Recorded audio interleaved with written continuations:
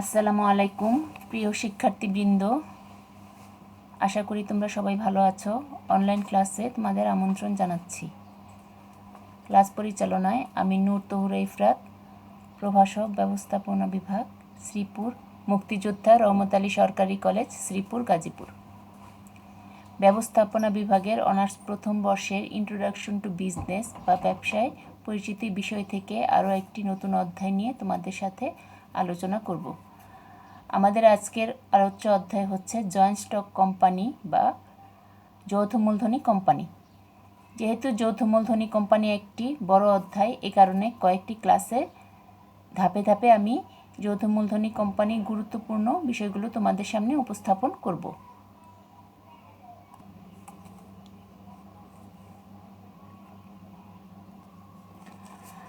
আজকে আমাদের আলোচনার বিষয় যৌথ মূলধনী ব্যবসায় বা কোম্পানি সংজ্ঞা, যৌথ মূলধনী কোম্পানি গঠন পদ্ধতি বা পদক্ষেপ আলোচনা করো, কোম্পানি প্রবর্তক কে, কোম্পানি প্রবর্তকদের কার্যাবলী আলোচনা করো।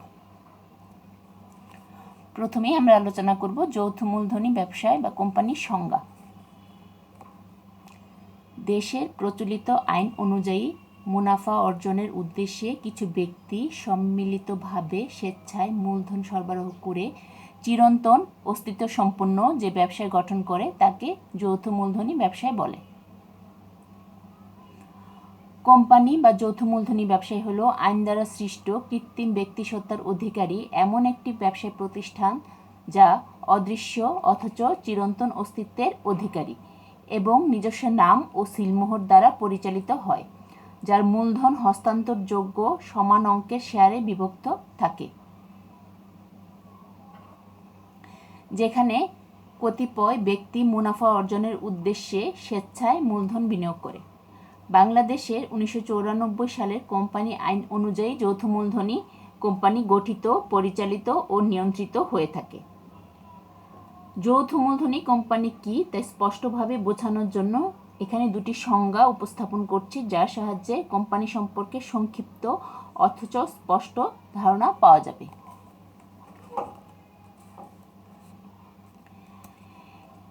বিচারপতি জন মার্শালের মতে, company is an artificial being, invisible, intangible and exciting only the contemplation of law।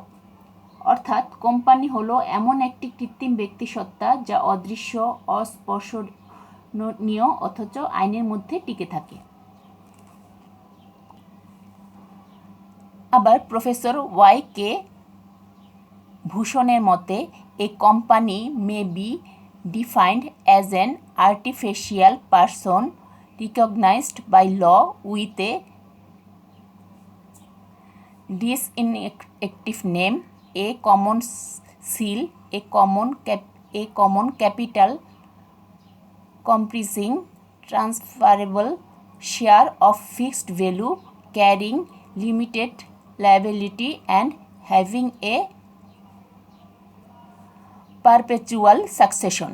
অর্থাৎ কোম্পানি বলতে আইন স্বীকৃত এমন একটি কৃত্রিম ব্যক্তিসত্তাকে বোঝায় যার একটি নাম, একটি সাধারণ সিল ও যৌথ মূলধন থাকে, যা সীমিত দায় বিশিষ্ট ও হস্তান্তরযোগ্য, নির্দিষ্ট মূল্যের শেয়ারে বিভক্ত। সুতরাং যৌথ মূলধনী সংগঠনের নিজস্ব কিছু বৈশিষ্ট্য রয়েছে, যার কারণে এ সংগঠনটি অন্য যে কোনো সংগঠনের চেয়ে আলাদা। যেমন এই সংগঠনটির আইনের মাধ্যমে সৃষ্ট একটি প্রতিষ্ঠান, এ সংগঠনটির পৃথক ও স্বাধীন সত্তা রয়েছে, এ সংগঠনটি নিজ নামে ও সিলমোহর দ্বারা পরিচালিত হয়, শেয়ার বিক্রয়ের মাধ্যমে এই সংগঠনের মূলধন সংগ্রহীত হয়। এই সংজ্ঞার মাধ্যমে আমরা এই যৌথ মূলধনী কোম্পানির কিছু বৈশিষ্ট্য লক্ষ্য করলাম।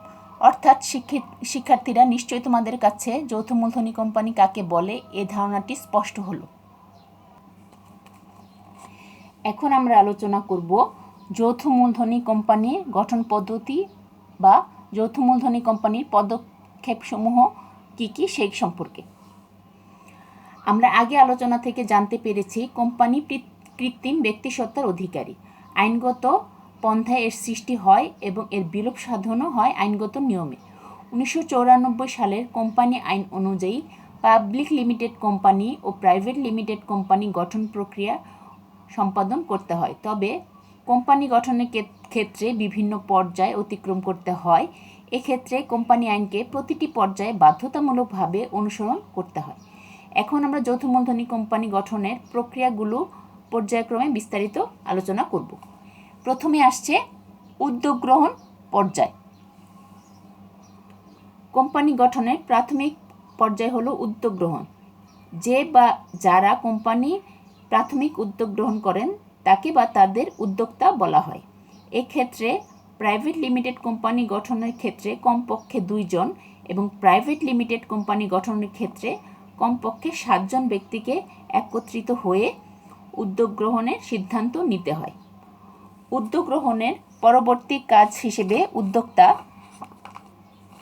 বা প্রবর্তকরা নিম্নোক্ত কাজগুলো করে থাকে। যেমন তারা প্রথমে প্রয়োজনীয় সিদ্ধান্ত গ্রহণের কাজটি করে থাকে। উদ্যোক্তারা এ পর্যায়ে কোম্পানির সম্ভাব্য নাম, কোম্পানির ধরন, কোন ধরনের ব্যবসা হবে, অনুমোদিত ও পরিশোধিত মূলধনের পরিমাণ, মূলধন সংগ্রহের উৎস, কোম্পানির ঠিকানা কী হবে, কোম্পানির ঝুঁকি, সমস্যা, সাফল্য, সম্ভাবনা, আয়তন ইত্যাদি প্রয়োজনীয় বিষয় বিচার বিশ্লেষণ করে সিদ্ধান্ত গ্রহণ করে থাকে। তারপরে আসছে নামের ছাড়পত্র সংগ্রহ। উদ্যোক্তাগণ প্রস্তাবিত কোম্পানির নির্দিষ্ট নামের জন্য নিবন্ধকের অফিস থেকে ছাড়পত্র সংগ্রহ করে থাকে। এজন্য প্রবর্তকদের প্রতিষ্ঠানের জন্য পছন্দসই নাম নির্ধারণ করতে হয়। নিবন্ধকের অফিসে ওয়েবসাইট প্রত্যাশিত নামের বিপরীতে অন্য কোনো প্রতিষ্ঠান রয়েছে কিনা সে সম্পর্কে তথ্য সংগ্রহ করা যায়। এজন্য একাধিক নামের প্রস্তাব করে আবেদন করতে হয়। অগ্রাধিকারের ভিত্তিতে নিবন্ধক অফিস নাম নির্দিষ্ট করে ছাড়পত্র দিলে নাম ইস্যুর তারিখ হতে 30 দিনের মধ্যে কোম্পানি নিবন্ধনের জন্য প্রয়োজনীয় উদ্যোগ গ্রহণ করতে হয়। 2 নম্বরে আসছে দলিলপত্র প্রণয়ন পর্যায়। উদ্যোগ গ্রহণের পর প্রবর্তকবৃন্দ কোম্পানির গুরুত্বপূর্ণ দলিলপত্র প্রস্তুতের কাজ শুরু করেন। এসব দলিলের মধ্যে রয়েছে স্মারকলিপি ও পরিমেল নিয়মাবলী। স্মারকলিপি বা সংঘ স্মারক, এটিকে কোম্পানির মূল দলিল, সনদ বা সংবিধান বলা যায়। এতে কোম্পানির নাম, নিবন্ধিত কার্যালয়ের ঠিকানা, উদ্দেশ্য, মূলধনের পরিমাণ, শেয়ারহোল্ডারদের দায়িত্ব সম্বলিত চাঁদা ইত্যাদি বিষয় লিপিবদ্ধ করা হয় এবং প্রবর্তকদের স্বাক্ষর প্রদান করতে হয়। পরিমেল নিয়মাবলী বা সংঘবিধি, এটি কোম্পানির দ্বিতীয় গুরুত্বপূর্ণ দলিল। এতে কোম্পানির আভ্যন্তরীণ পরিচালনা সংক্রান্ত প্রয়োজনীয় সকল বিষয় লিপিবদ্ধ করা হয়। তবে পাবলিক লিমিটেড কোম্পানি আইনের বর্ণিত তফসিল 1কে সংঘবিধি হিসেবে কেউ গ্রহণ করলে সেক্ষেত্রে আর এ দলিল তৈরি করতে হয় না। এ দলিলেও প্রবর্তকদের স্বাক্ষর থাকা বাধ্যতামূলক। নিবন্ধন পত্র সংগ্রহ পর্যায়। কোম্পানি নিবন্ধনের জন্য এ পর্যায়ে প্রবর্তকগণ কোম্পানি নিবন্ধকের অফিস হতে নির্ধারিত ফি প্রদান করে প্রয়োজনীয় ফর্ম সংগ্রহ করেন এবং তা যথাযথভাবে পূরণ করে প্রয়োজনীয় দলিলপত্র ফর্মের সাথে সংযুক্ত করে নামের ছাড়পত্র পাওয়ার 30 দিনের মধ্যে নিবন্ধকের অফিসে জমা দিতে হয় এবং সাথে প্রতিষ্ঠানের মূলধনের অনুপাতে প্রয়োজনীয় ফি ও সাথে জমা দিতে হয়। আবেদনপত্রের সাথে যে সকল দলিলপত্র জমা দিতে হয় সেগুলো হলো স্বাক্ষরলিপির 1 কপি, প্রবর্তকদের স্বাক্ষর সহ প্রাইভেট লিমিটেড 2 জন এবং পাবলিক লিমিটেড ক্ষেত্রে 7 জন প্রবর্তকের স্বাক্ষর বাধ্যতামূলকভাবে এখানে দিতে হয়। দ্বিতীয়ত পরিমেল নিয়মাবলীর 1 কপি, এটিও প্রয়োজনীয় প্রবর্তকদের স্বাক্ষর সম্বলিত হতে হয়। পাবলিক লিমিটেড কোম্পানির ক্ষেত্রে স্বতন্ত্র পরিমেল নিয়মাবলী তৈরি করা না গেলে কোম্পানি আইনের তফসিল 1 কে গ্রহণ করা যায়। সেক্ষেত্রে একটি ঘোষণাপত্র এতে সংযুক্ত করতে হয়, যাতে কোম্পানি আইনের তফসিল একই সংযুক্ত করা হয়েছে সেটি উল্লেখ করতে হয় এবং তাতে প্রবর্তকগণের স্বাক্ষর গ্রহণ করে আবেদনপত্রের সাথে দলিল দাখিল করতে হয়। তৃতীয়ত, যে সকল উদ্যোক্তা পরিচালক হতে রাজি হয়েছেন তাদের নাম ও ঠিকানা পেশ করতে হয়। চতুর্থ বিষয়টি হলো, উদ্যোক্তারা যে পরিচালক হিসেবে কাজ করতে সম্মত আছেন এ মর্মে নিজেদের নাম ও স্বাক্ষর যুক্ত সম্মতিপত্র প্রদান করতে হয়। পঞ্চম ধাপটি হচ্ছে, উদ্যোক্তারা পরিচালক হিসেবে যোগ্যতা সূচক শেয়ার ক্রয়ে সম্মত আছেন এ মর্মে একটি চুক্তিপত্র দাখিল করতে হয়। 6 নম্বর, মোট মূলধন সম্পর্কিত উদ্যোক্তাবৃন্দের বিবরণপত্র থাকতে হয়। এবং সপ্তম যে দলিল সেটি হচ্ছে, কোম্পানি আইনের ধারা যথাযথভাবে পালন হয়েছে এ মর্মে হাইকোর্টের উকিল অথবা পরিমেল নিয়মাবলীতে উল্লিখিত কোনো পরিচালক বা সচিব পদের অধিকারী ব্যক্তি কর্তৃক ঘোষণাপত্র তার সাথে সংযুক্ত করতে হয়। দলিলপত্র যথাযথভাবে ফিসহ দাখিল হওয়ার পর কোম্পানি নিবন্ধক যদি সন্তুষ্ট হয় তাহলে তিনি নিবন্ধন বইতে কোম্পানির নাম তালিকাভুক্ত করেন এবং প্রবর্তকদের 30 দিনের মধ্যে নিবন্ধনপত্র প্রদান করেন। আর আইনের বিধান অনুযায়ী দলিলপত্রে কোথাও কোনো ত্রুটি থাকলে দলিলপত্র দাখিলের 10 দিনের মধ্যে তার কারণ কোম্পানিকে অবহিত করে থাকেন। নিবন্ধনপত্র পাওয়ার পর প্রাইভেট লিমিটেড কোম্পানি তার কাজ শুরু করতে পারে, তবে পাবলিক লিমিটেড কোম্পানি কাজ শুরু করার জন্য নিবন্ধকের কাছ থেকে কার্যারম্ভের অনুমতিপত্র সংগ্রহ করতে হয়। 4 নম্বর, কার্যারম্ভের অনুমতিপত্র সংগ্রহ পর্যায়।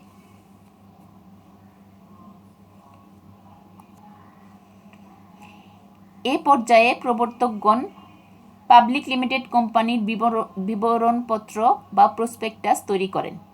বিবরণপত্র কোম্পানির শেয়ার সংক্রান্ত যাবতীয় তথ্য প্রদান করা হয়। এরপর সিকিউরিটি এক্সচেঞ্জ কমিশন এর অনুমতি নিয়ে তা প্রকাশ করা হয় এবং জনগণকে শেয়ার ক্রয়ের আহ্বান জানানো হয়। অনেক সময় প্রবর্তকদের পরিচালক হিসেবে নিজেদের মধ্যে শেয়ার ক্রয়ের মাধ্যমে যে নির্ধারিত মূলধন সংগ্রহ করতে হয় তা যদি সংগ্রহীত না হয় সেক্ষেত্রে বিবরণপত্র তৈরি না করে বিবরণপত্রের বিকল্প বিবৃতি তৈরি করলেই চলে। তবে এ পর্যায়ে কার্যারম্ভের অনুমতিপত্র সংগ্রহের জন্য নিচের দলিলগুলি নিবন্ধকের কাছে পেশ করতে হয়। তার মধ্যে ক, ন্যূনতম মূলধন সংগ্রহীত হয়েছে এবং প্রত্যেক পরিচালক তাদের প্রতিশ্রুত শেয়ার নগদ মূল্যে ক্রয় করেছেন এ মর্মে কোম্পানির সচিব বা একজন পরিচালক কর্তৃক নির্ধারিত ঘোষণাপত্র প্রদান করতে হয়। খ, জনসাধারণের উদ্দেশ্যে শেয়ার বিক্রয়ের নিমিত্তে ইস্যুকৃত প্রসপেক্টাস বা বিবরণীপত্র ইস্যু করা না গেলে সেক্ষেত্রে রেজিস্ট্রারের কাছে প্রসপেক্টাসের বিকল্প বিবরণীপত্র দাখিল করা হয়ে থাকে। উল্লিখিত দলিলপত্র পাওয়ার পর কোম্পানির নিবন্ধক সন্তুষ্ট হলে পরিচালকগণকে কার্যারম্ভের অনুমতিপত্র প্রদান করে থাকেন। যৌথমূল্য কোম্পানির গঠন পদ্ধতির শেষ পর্যায়ে রয়েছে কার্যারম্ভ পর্যায়, অর্থাৎ এরপরেই প্রতিষ্ঠান তার কাজ শুরু করতে পারেন। পাবলিক লিমিটেড কোম্পানি কার্যারম্ভের অনুমতিপত্র পাওয়ার পরে আনুষ্ঠানিকভাবে তাদের কাজ শুরু করতে পারে। এই পর্যায়ে পরিচালকগণ কোম্পানির জন্য প্রয়োজনীয় জনশক্তি ও প্রয়োজনীয় উপকরণাদি সংগ্রহ করেন, পণ্য বা সেবা উৎপাদন করে এবং বাজারজাতকরণের উদ্যোগ নেয় এবং প্রতিষ্ঠানের অন্যান্য সকল স্বাভাবিক কর্মকাণ্ড পরিচালনা করতে থাকেন। সুতরাং কোম্পানি গঠনের ক্ষেত্রে যে পর্যায়গুলো আলোচনা করলাম তার প্রত্যেকটি ধাপ প্রবর্তকদের যথাযথভাবে আনুষ্ঠানিকভাবেই পালন করতে হয় এবং আইনানুগভাবে পালন করতে হয়।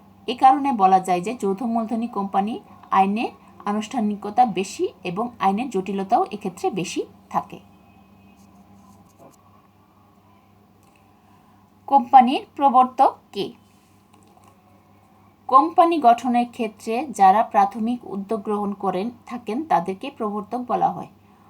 প্রবর্তকরা কোম্পানি গঠনে প্রাথমিক উদ্যোগ গ্রহণ করেন, ব্যবসায় গঠনে প্রাথমিক পরিকল্পনা গ্রহণ করেন, ব্যবসায়ের গুরুত্বপূর্ণ দলিলপত্র প্রস্তুত করেন, প্রাথমিক মূলধন সংগ্রহ করেন এবং ব্যবসায় প্রাথমিক সকল প্রকার ঝুঁকি বহন করেন।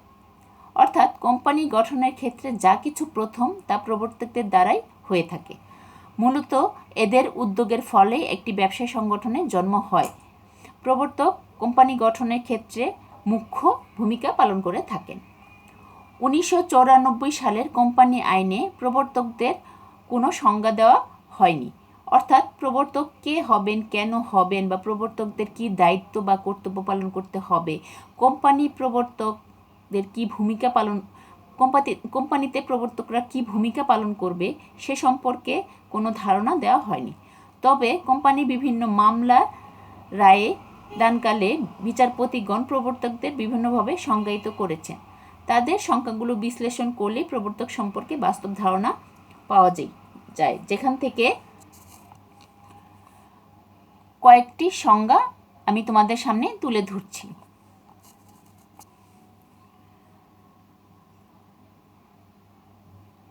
টয়ক্রস ভার্সেস গ্র্যান্ট 1977 সালে তাদের একটি মামলার রায়ে বিচারপতি বলেন যে one who undertake A form company with reference to a given object and to see it going and who takes the necessary step to accomplish that purpose। অর্থাৎ কোনো নির্দিষ্ট উদ্দেশ্য অনুযায়ী কোম্পানি গঠনের কাজ সম্পাদন করে যিনি এটাকে বাস্তবে রূপদান করেন তিনি প্রবর্তক। Hally Bridge printing company versus Green মামলার রায়ে বিচারপতি বলেন প্রবর্তক শব্দটি আইনগত কোনো শব্দ নয়, বরং এটি একটি ব্যবসায়গত শব্দ। সাধারণত একটি শব্দ একযোগে ব্যবসায় জগতের এমন কতগুলো পরিচিত ব্যবসায়িক কার্যকলাপের সমষ্টিকে বোঝায় যার দ্বারা একটি কোম্পানিকে অস্তিত্ব দান করা হয়। অর্থাৎ যে ব্যক্তি বা ব্যক্তিবর্গ কোনো কোম্পানি গঠনের পরিকল্পনা করেন এবং পরিকল্পনাকে বাস্তবে রূপদানের জন্য প্রয়োজনীয় সকল ধরনের সাংগঠনিক কার্যাবলী সম্পাদন করেন, কোম্পানি নিবন্ধনের উদ্দেশ্যে এবং প্রতিষ্ঠানের অস্তিত্ব দানের সকল প্রকার প্রয়াস ঘটান এবং ব্যবসায়ের প্রতিষ্ঠান হিসেবে আর্থিকভাবে সংগঠনটিকে প্রতিষ্ঠিত করেন, তাকে বা তাদেরকেই প্রবর্তক বলা হয়ে থাকে। প্রবর্তক সম্পর্কে তাহলে আমরা একটি স্পষ্ট ধারণা পেলাম। এখন আমরা চলে যাব প্রবর্তকদের কার্যাবলী কি সে সম্পর্কে। কোম্পানি গঠনের ক্ষেত্রে প্রবর্তকদের কাজের শেষ নেই, তারা বিভিন্ন ধরনের কার্যাবলী পালন করে থাকে। কোম্পানি গঠনে যারা উদ্যোগ গ্রহণ করেন, কোম্পানি অবকাঠামো নির্মাণ করেন, কোম্পানি গঠনে প্রাথমিক ব্যয় নির্বাহ করেন এবং প্রয়োজনীয় দলিলপত্র প্রস্তুত করেন, তারাই প্রবর্তক। আমরা আগের আলোচনা ও সংজ্ঞা বিশ্লেষণ থেকে প্রবর্তক কি এবং এদের কার্যাবলী কি সে সম্পর্কে কিছুটা ধারণা লাভ করতে পেরেছি। এখন আমরা প্রবর্তকদের কার্যাবলী সম্পর্কে বিস্তারিত জানব। প্রথমে আসছে কোম্পানি গঠনের পরিকল্পনা প্রণয়ন। কোম্পানি গঠনের প্রাথমিক পর্যায় হলো উদ্যোগ গ্রহণ। কী ধরনের ব্যবসায় প্রতিষ্ঠা করা যায় তার সম্ভাবনা পর্যালোচনা করা, বিভিন্ন তথ্য সংগ্রহ ও বিশ্লেষণ করেন, কোন প্রকৃতির বৈশিষ্ট্য, আয়তন, মূলধন ইত্যাদি বিষয়ে পরিকল্পনা প্রণয়ন করেন এবং কোম্পানির ঝুঁকি, সমস্যা, সাফল্য, সম্ভাবনা ইত্যাদি সম্পর্কে বিস্তারিত বিচার বিশ্লেষণ করে থাকেন এই প্রবর্তকগণই। 2. গুরুত্বপূর্ণ দলিল প্রণয়ন। পরিকল্পনা গ্রহণের পর প্রবর্তকরা কোম্পানির গুরুত্বপূর্ণ দলিলাদি প্রণয়ন করে থাকেন। এসব দলিলের মধ্যে রয়েছে স্মারকলিপি ও পরিমেল নিয়মাবলী। স্মারকলিপিতে কোম্পানির নাম, নিবন্ধন কার্যালয়ের ঠিকানা, উদ্দেশ্য, মূলধনের পরিমাণ, শেয়ার হোল্ডারদের দায় দায়িত্ব সম্বলিত চাঁদা ইত্যাদি বিষয় লিপিবদ্ধ করা হয়ে থাকে। আর পরিমেল নিয়মাবলীতে কোম্পানির আভ্যন্তরীণ পরিচালনা সংক্রান্ত নিয়মাবলী লিপিবদ্ধ করা হয়। এই উভয় দলিলেই প্রবর্তকদের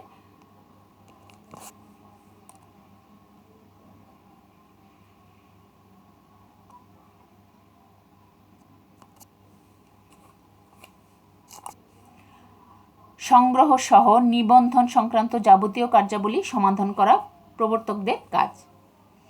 কার্যারম্ভের অনুমতিপত্র সংগ্রহ। নিবন্ধনের পর প্রাইভেট লিমিটেড কোম্পানি তার কাজ শুরু করতে পারলেও পাবলিক লিমিটেড কোম্পানি তার কাজ শুরু করার জন্য নিবন্ধকের নিকট থেকে কার্যারম্ভের অনুমতিপত্র সংগ্রহ করতে হয়। এক্ষেত্রে প্রবর্তকগণ প্রয়োজনীয় দলিলাদি নিবন্ধকের কাছে জমা দিয়ে থাকেন। প্রাথমিক ব্যয় বহন। কোম্পানি গঠনের ক্ষেত্রে প্রাথমিকভাবে কিছু ব্যয় হয়ে থাকে। কোম্পানি গঠনের ক্ষেত্রে প্রয়োজনীয় দলিলপত্রাদি প্রণয়ন, কোম্পানি নিবন্ধনের জন্য ফি প্রদান সহ নিবন্ধন অফিসের বিভিন্ন ব্যয় নির্বাহ সহ কোম্পানি গঠনের সকল প্রাথমিক ব্যয় প্রবর্তকদেরই বহন করতে হয়। প্রথম পরিচালক নির্বাচন। কোম্পানির প্রথম পরিচালক যারা হবেন বা তা নির্বাচন করা হয়ে থাকে তাদের নাম ঠিকানা সহ তালিকাভুক্ত প্রস্তুত করা। প্রথম পরিচালক হিসেবে দায়িত্ব পালনে সম্মত আছেন এ মর্মে সম্মতিপত্র গ্রহণ করাও প্রবর্তকদের আরেকটি গুরুত্বপূর্ণ কাজ। ন্যূনতম মূলধন সংগ্রহ। কোম্পানি গঠনের প্রাথমিক ব্যয় নির্বাহের পাশাপাশি কোম্পানি গঠনের প্রাথমিক স্তরে যে অর্থের প্রয়োজন হয় তা সংগ্রহের জন্য পরিচালকদের নিকট যোগ্যতাসূচক শেয়ার বিক্রি করে অর্থ সংগ্রহ এবং প্রয়োজনীয় ন্যূনতম মূলধন প্রবর্তকদেরই সংগ্রহ করতে হয়। বিবরণপত্র তৈরি। কোম্পানি মূলধন সংগ্রহের উদ্দেশ্যে শেয়ার বিক্রির জন্য সকল তথ্য সম্বলিত বিবরণপত্র তৈরি বা প্রবর্তক করাও প্রবর্তকদের কাজ। যদি প্রবর্তক বা পরিচালকগণ নিজেরা প্রয়োজনীয় অর্থের সংস্থান করতে পারে সেক্ষেত্রে বিবরণপত্র তৈরি না করে বিকল্প বিবৃতি প্রণয়ন করতে হয় এবং এ কাজগুলো প্রবর্তকরাই করে থাকেন। ন্যূনতম চাঁদা সংগ্রহের ব্যবস্থা। পাবলিক লিমিটেড কোম্পানি পরিমেল নিয়মাবলী ও বিবরণপত্রে কোম্পানি গঠনের প্রাথমিক খরচ, চলতি মূলধন ও প্রাথমিক প্রয়োজনীয় পূরণের উদ্দেশ্যে যে নির্দিষ্ট ন্যূনতম মূলধন সংগ্রহের প্রতিশ্রুতি দেন তা পূরণ করে থাকেন প্রবর্তকগণই। মূলধনের সংস্থান। কোম্পানির জন্য মূলধন সংগ্রহ করা হয় শেয়ার বিক্রির মাধ্যমে, আর এ শেয়ার বিক্রির জন্য বিবরণপত্র প্রকাশ করতে হয়। বিবরণপত্রের মাধ্যমেই শেয়ার বিক্রি করে জনগণকে বিবরণপত্রের মাধ্যমেই তাদেরকে শেয়ার ক্রয়ের জন্য তলব করা হয় বা তাদেরকে শেয়ার ক্রয়ে আগ্রহী করতে হয়। তার জন্য এই বিবরণপত্র প্রকাশ করে জনগণকে শেয়ার ও ঋণপত্র ক্রয়ে উদ্বুদ্ধ করা হয়। বিভিন্ন প্রকার শেয়ার বিলি করেই প্রতিষ্ঠানের মূলধন সংগ্রহীত হয়ে থাকে এবং শেয়ার বিক্রি পাশাপাশি অনেক সময় ঋণপত্র বিক্রি করেও প্রতিষ্ঠানের প্রয়োজনীয় মূলধন সংগ্রহ করা হয়ে থাকে এবং এ কাজগুলো করে থাকেন প্রবর্তকগণ। সুতরাং বলা যায় যে একটি সংগঠনকে বাস্তবে রূপদানের ক্ষেত্রে প্রবর্তকদের অবদান অনস্বীকার্য। তাদের অক্লান্ত পরিশ্রম ও চেষ্টার ফলশ্রুতিতেই একটি প্রতিষ্ঠানের সৃষ্টি হয়ে থাকে। কোম্পানির জন্য নিবন্ধন পূর্ব চুক্তি সম্পাদন, ঝুঁকি গ্রহণ, সদস্য সংগ্রহ, শেয়ার বিক্রির জন্য অবলেখক ও দায় গ্রাহক নির্বাচন সহ নানাবিধ জটিল কাজ প্রবর্তকরাই সম্পাদন করে থাকে। অর্থাৎ একটি প্রতিষ্ঠানকে স্বাবলম্বী করতে হলে বা দাঁড় করাতে হলে প্রবর্তকদের কার্যাবলী অনস্বীকার্য এবং খুবই গুরুত্বপূর্ণ। তাদের এই কাজের উপর এবং দক্ষতার উপর নির্ভর করে একটি প্রতিষ্ঠান গড়ে ওঠে এবং প্রতিষ্ঠানটি তার সাফল্যের সাথে তার কাজ এগিয়ে নিয়ে যেতে পারে। তাই প্রবর্তকদের বলা হয় প্রতিষ্ঠানের প্রাণ। তাহলে শিক্ষার্থীরা আমরা কোন কোন বিষয়গুলি আলোচনা করলাম? যৌথ মূলধনী কারবারের সংজ্ঞা, যৌথ মূলধনী কোম্পানির গঠন এবং কোম্পানির প্রবর্তক এবং তাদের কার্যাবলী। এই প্রশ্নগুলি তোমরা সঠিকভাবে পর্যালোচনা করবে এবং হোমওয়ার্ক হিসেবে বাসায় এই প্রশ্নগুলি সমাধান করার চেষ্টা করবে। যৌথ মূলধনী কোম্পানির আরও অন্যান্য বিষয়গুলো বা গুরুত্বপূর্ণ দলিলপত্রগুলো কী কী সেই সম্পর্কে আমরা পরবর্তী ক্লাসে আলোচনা করব, কারণ যৌথ মূলধনী কোম্পানিকে আমরা কয়েকটি ক্লাসের মাধ্যমে বোঝাতে হবে, কারণ এই যৌথ মূলধনী কোম্পানি একটি বড় চ্যাপ্টার, একটি বা দুটি ক্লাসে এটা সমাধান সম্ভব নয়। এর জন্য আমরা কয়েকটি ক্লাস পরিচালনা করব। আশা করছি তোমরা সবাই আমাকে সহযোগিতা করবে। তাহলে আজকে আমাদের আলোচনা এখানেই শেষ করছি। তোমাদের আগামী ক্লাসের আমন্ত্রণ রইল। এই পরিস্থিতিতে তোমরা নিজেরা সুস্থ থেকো এবং পরিবারকে সুস্থ রাখার চেষ্টা করবে এবং সুষ্ঠুভাবে তোমাদের শিক্ষা কার্যক্রম পরিচালনা করবে। এই তোমাদের সবার প্রতি শুভকামনা থেকে আজকে ক্লাস এখানেই শেষ করছি। আল্লাহ হাফিজ।